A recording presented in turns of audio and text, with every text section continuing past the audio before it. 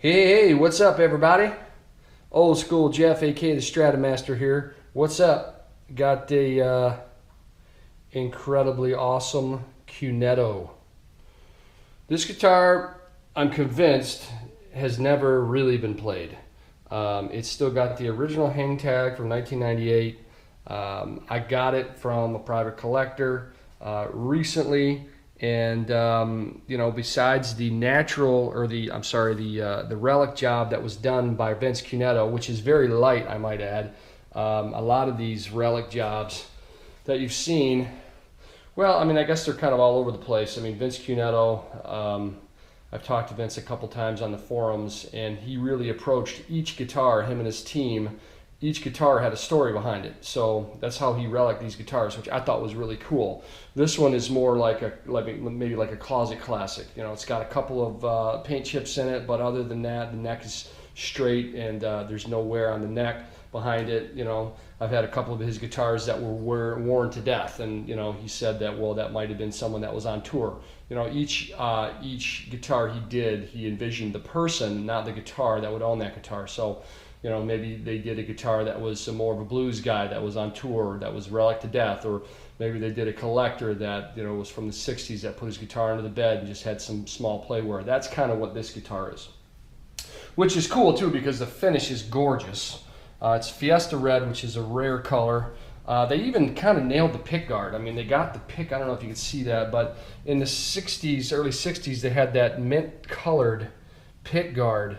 And I don't know if you could pick it up from the video, but it's just an off color. You know, even the knob is just subtly, you know, the knob is subtly aged, which is cool. This guitar is just an insanely good player. I mean, when I pick it up, I'm amazed and convinced that these early custom shop Strats are probably some of, so you can see the slab board, they nailed that.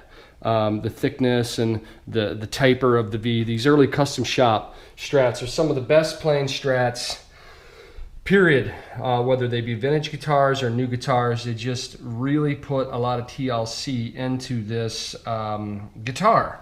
And you know, I seen some of the bill of materials and some of the paint work, bill of materials for what they did, and the product, what I select, almost like the work orders for the paint, and they, you know, they put like 7-8 coats of thin lacquer on this. They aged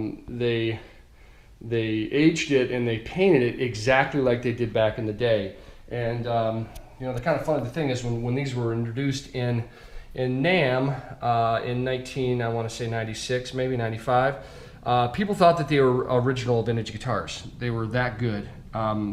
So the nice thing about these guitars is they're very characteristically marked, and you could tell a Cunetto Stratocaster in a number of ways. Number one, most all of the necks, whether they are rosewood or whether they're maple, the neck themselves, which is, you know, almost always, if not, it is always maple. The back of the neck is got some amount of flame to it, and this one's kind of no different.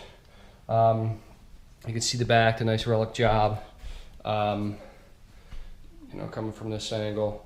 But you know, it's hard to see the flame on this one, but it's almost kind of like 3D. So maybe you could see it, maybe you can't, but it's definitely got a light flame to it.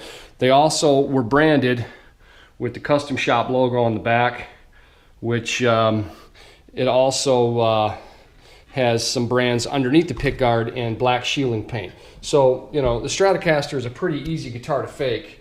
And, you know, I always kind of like the fact that these early Cunettos that were actually built by John Cruz, who's kind of a big name in guitars these days too.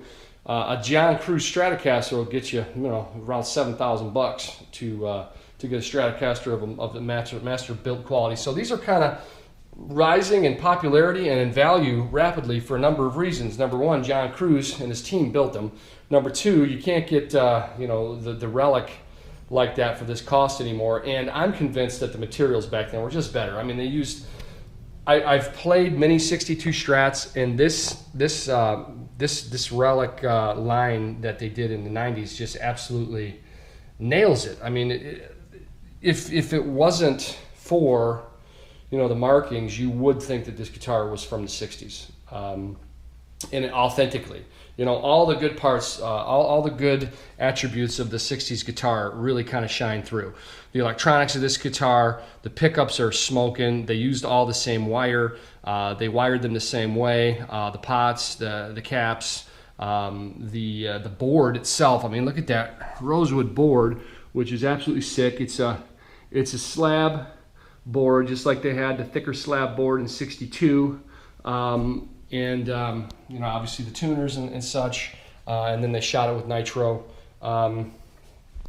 Yeah, and then that, you know, just awesome salmon type. I think they actually called it Tahitian coral too at one time. Color is cool.